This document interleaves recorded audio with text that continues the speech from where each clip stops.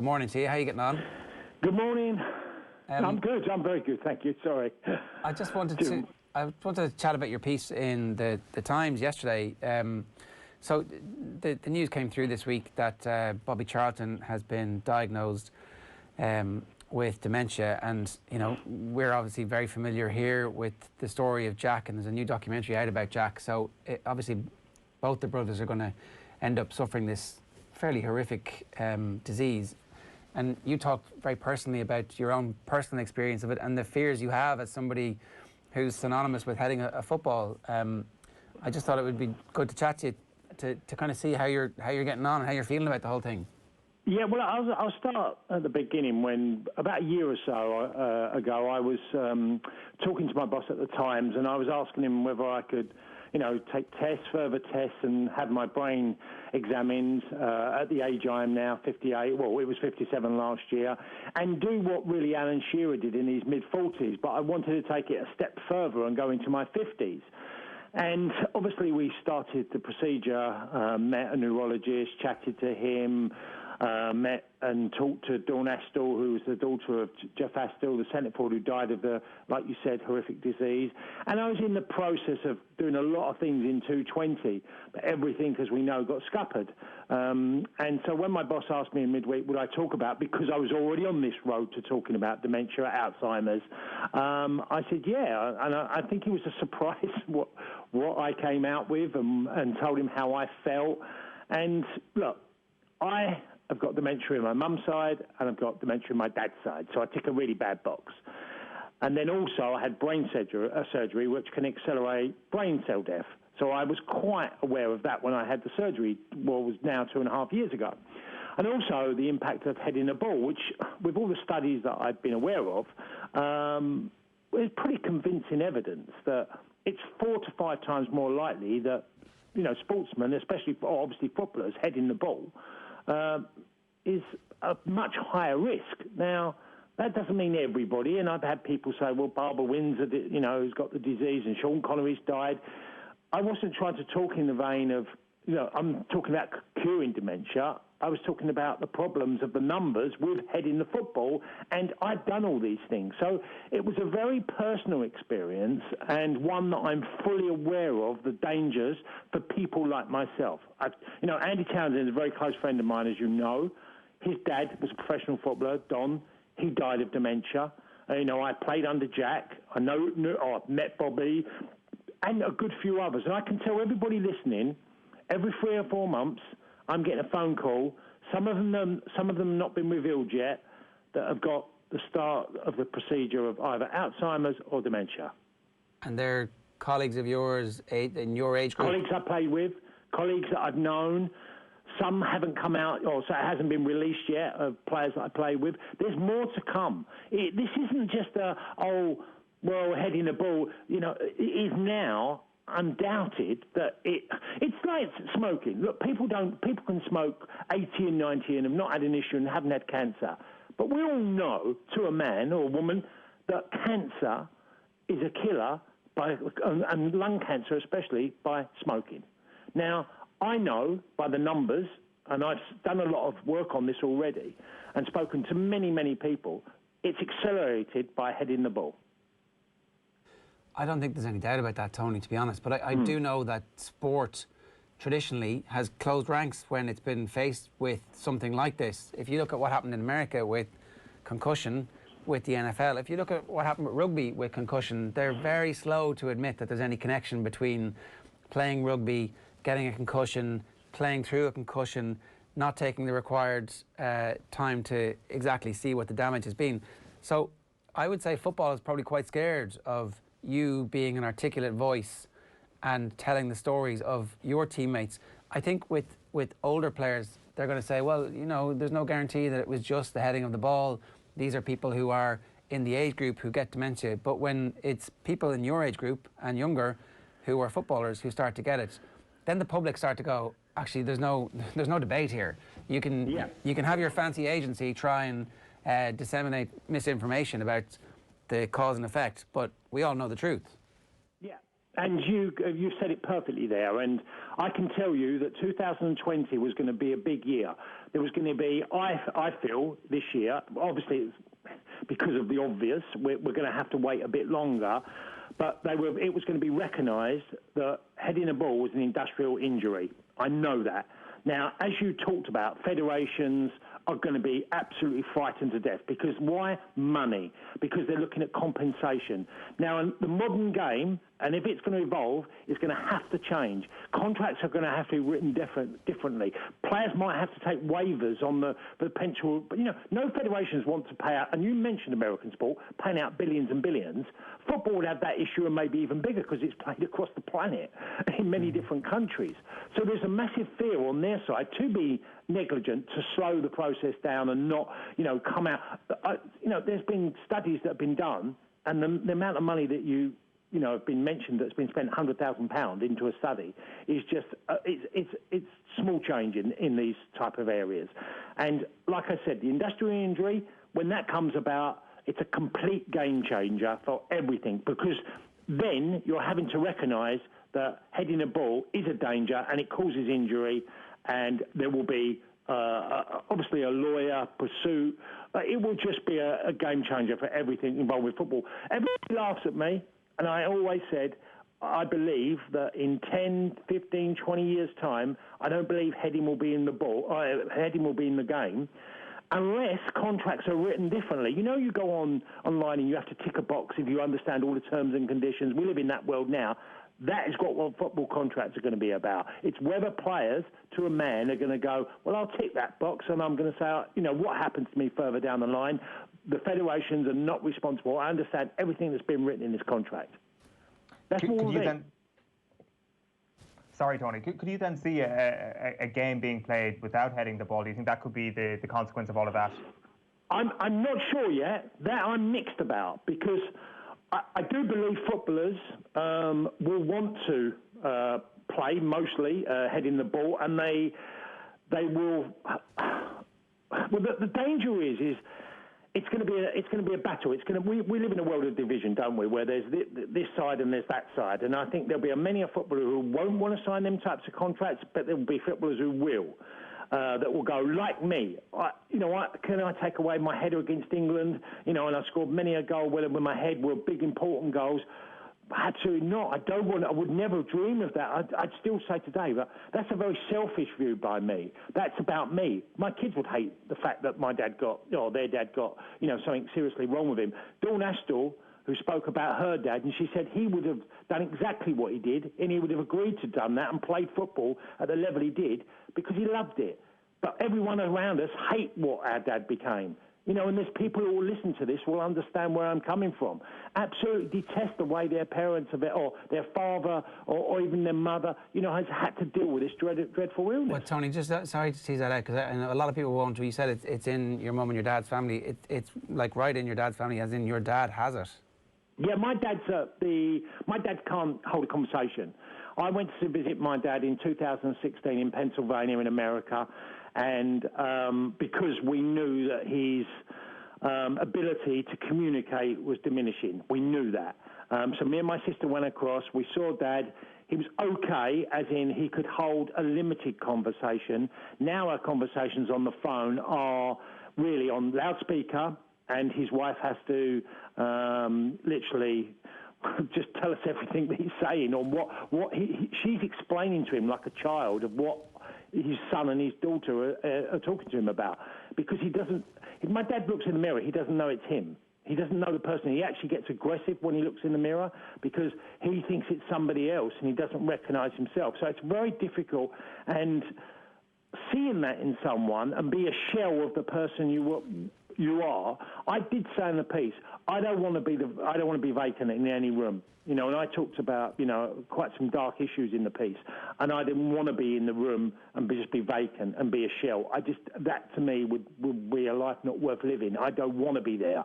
I now see my dad. Andy Townsend's talked about his dad and the brilliant, and don't get me wrong, the documentary about Jack is absolutely fantastic. It captures Jack brilliantly, but it also shows you the side of dementia, and it will, honestly, a lot of people will understand it and be affected by it and have witnessed it. Tony, the the bit about not taking away your header, right?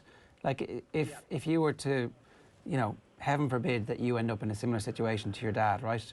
But if your kids were to be watching you header that ball and think that it's somehow connected with you becoming the person your dad became, you can see how that would just be really, it would torment them. That this thing. Yeah, of course. Yeah. And I get that, but the problem is, you know, like me and many others will talk about, well, yeah, but the life I've had has been extraordinary. I've loved the experience I've had with footballers, my fans, clubs, just general, you know, my life is, I've led an incredible life and I've been lucky. And I don't want to sound dramatic here because I was trying to speak when I'm coming from a normal place where I am now. And I also explained that I tick a lot of bad boxes. I can't get insured. There's no way I could get insurance on me getting dementia because it's very likely because of the connections I spoke about with my dad, my mum's side, heading a ball, having surgery. All them things make me a very high risk. Does that mean I'll get it? I pray, I think about it a lot and think, please, God, not me. And not anybody. And especially, you know, with footballers who could be avoided. Well, look, I think that's why hearing your story is very important. You talked about dark places there. In Ireland recently, we've had a bill which has gone through the Dáil about assisted suicide. And they've gone away and they're going to have a proper conversation about it nationally over the next couple of years. And to be honest, I think if you talk to most people, and if they hear stories like yours, most people actually, when it comes down to it, think, you know what, I think that maybe in a humane society, we should allow people to make decisions for themselves. You were very strong, I thought, in your piece yesterday. You came out very boldly and said, I'm in favour of assisted suicide. Yes, I am. Because, and I'm speaking for, it's my life, it's my decision, and I do not want to lose my dignity as a person. I've sat in front of my dad and looked at my dad that I grew up with, and a very powerful man, quite an outspoken man at times, and yet that's not my dad. I look at my dad, and when I last saw him, it was like, come away with my sister, and we felt it was the last time we'd see him. But he's managed to keep sort of plugging on, but my dad is just a shell. It's not anybody.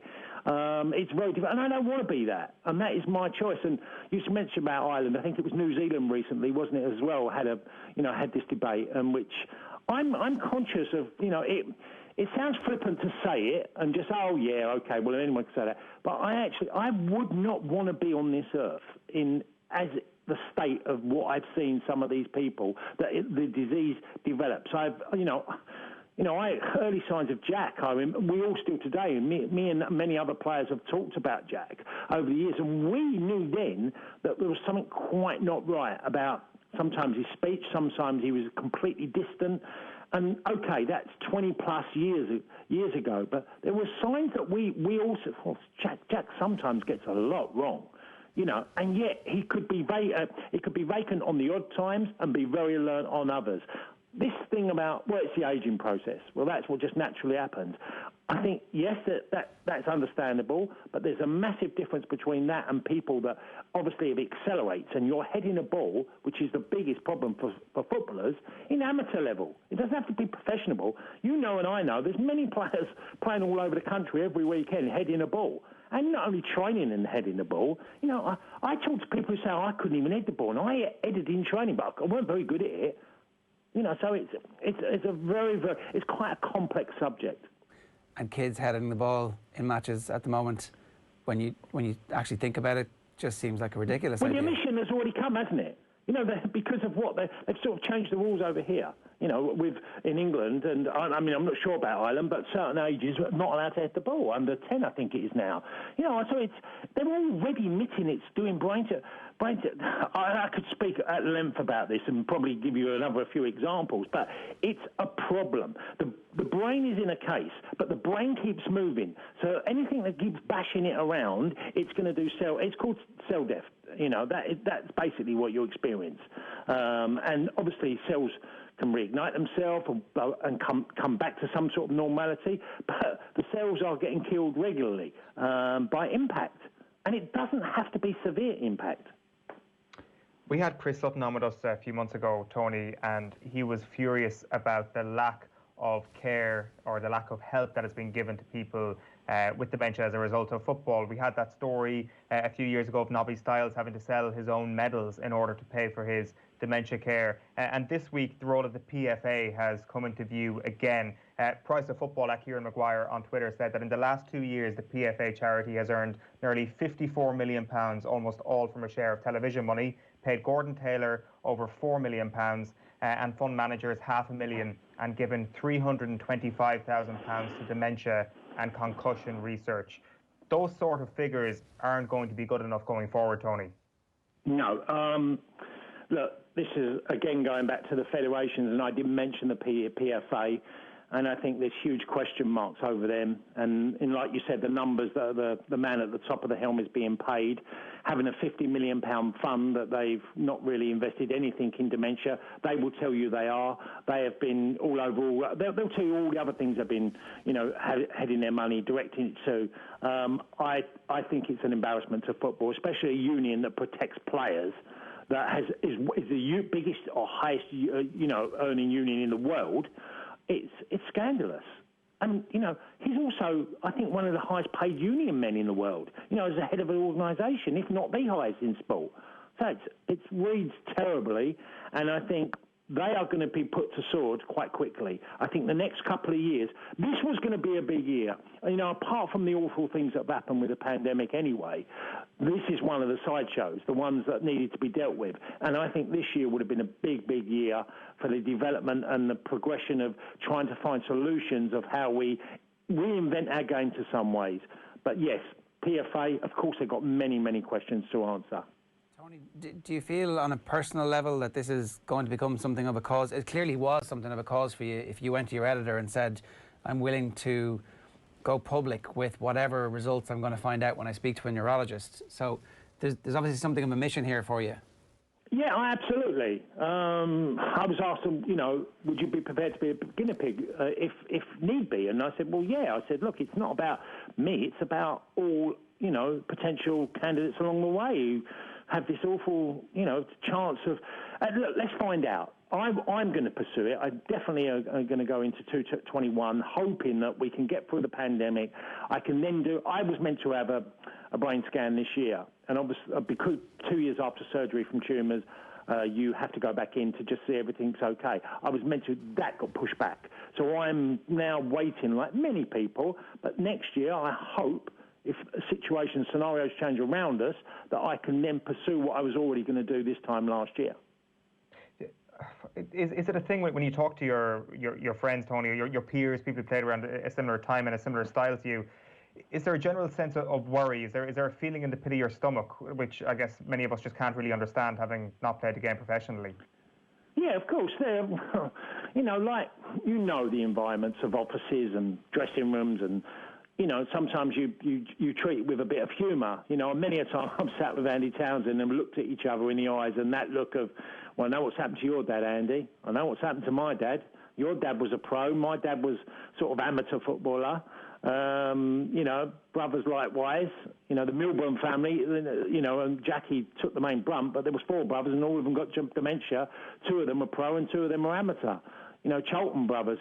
Just look at the World Cup '66 team. The amount of players that have come out with dementia from that era. It's a fear, but I'm trying to move it forward, and I want to move it forward quickly. I don't want to be waiting another 4, 5, 6 years when people like Nobby Stiles, and he had to do. Do you know the most scandalous thing about Bobby Stiles? He had to do a means test. I mean, come on. It's well recognised within the game that Bobby was not well. I knew Bobby Charlton wasn't well 2 years ago. I knew that. And it only came out last week. I knew Jack Charlton was unwell a number of years ago. And that has come out, obviously, a lot longer. But we all knew this. And I just want people to be seen and dealt with far quicker, and also dealing with the problems that football needs to face. Yeah, I think that all makes a whole heap of sense, and particularly for your generation, where they actually need someone to come out with a voice, who has a platform, who has a national newspaper column, and who has that kind of track record behind them of saying stuff. Like, you know, that's why I think it is unbelievably important that you're volunteering. And actually, I know you're not making it about yourself, but very relatable, like, on both sides of the Irish Sea, Tony. That's the thing, like, your story will carry weight. And yeah, I hope so. Well, I hope so. I know it will. Also, you know, these are people that I loved. You know, people I worked with, colleagues in the dressing room. These people I adored, and you know, and that happens across the board in every generation. You have people you have huge respect for and trust and loyalty. And I just feel, do you know what? Whatever I need to do, and I do things for charity, but I did quite a bit for brain, you know, obviously brain tumours and surgery when it happened to me. And I'm thinking, if I've got one thing left to do in my life, surely I have to give something back to finding some sort of remedy for footballers, whether it's, you know, will it come at a price of heading the ball? I think it probably will. But on a selfish view, there's something that I love, and now I'm saying, well, if that has to be a price to pay, the game will be beautiful again. Let's not forget that. It just wouldn't have the heading. The game would be incredible, just not have heading, because I know that it's been a massive problem that's causing industrial injury for footballers on a ridiculous scale. This is not just numbers of now and again. You know, this is a huge number that's growing and growing as the years go by, and the older players have, you know, you're seeing them to a man come out that it's been an announcement. How many announcements have we seen in the last few years about players? It's been extraordinary. Yeah, it has. And it's only going to get worse. And here's the thing, the last point on this is that it's obviously not just about the old footballs being heavy, it's about the frequency with which, and also the heaviness. The new balls are actually, they're so, the way that they're made. There was a piece in I don't know if it was in your piece or if it was in Henry Winter's accompanying piece, but the latest thinking is that actually the new balls aren't actually any better than the old balls because of the frequency with which... Do you want me to explain that, just quickly? Yeah, okay. Have you known Newton's cradle? You know what Newton's cradle? You know the 5 balls? Where if you lift one up and it hits the first one, then it sends the end ball up and higher velocity, more speed. Yeah. That's a Newton's cradle. You see on a lot of people's desks, and it just keeps, you know, going from one end to another, the balls. There's 5 balls, and the end balls keeps going up. Well, the whole point of that is the lighter ball. The lighter ball just does as much damage, if sometimes in more scenarios, even more, is that because of the velocity and the speed and the ball is lighter, that as I said, the brain is not rigid. It's in a case that moves. So the velocity of a speed of the ball, which is much quicker than the old ball, is actually doing more brain cell damage. And that's where Henry's coming from. This is something I touched on about a year ago, and I had a Canadian neurologist in front of me, and we talked, and he explained, you know, literally to fine detail about the problem with the speed of the modern ball. And it wasn't just the heavy balls. The heavy balls did damage, he said, but this in many ways is worse because of the speed of the ball. Tony, this might be the best work that you've ever done in your life. You don't know. And it is a great thing to be dedicating yourself, and it's a great purpose to have. And if we can help along the way in highlighting the story, we sure will. Yeah, well, there'll be more to come, and hopefully some breakthroughs that, you know, look, sportsmen are always questioned with the finance and what they do, and all the adulation that comes with it is an extraordinary, it's an amazing experience. But there's also a side of the repercussions of certain things within the game and many other sports that are sad and can be avoided. Tony, great stuff. Thanks a million for joining us this morning. Really appreciate you being so honest with that, and I think a lot of people are going to hopefully start thinking about that too. 0879 180 180 is the number if you've got comments for us, or if you want to share any stories with us on that.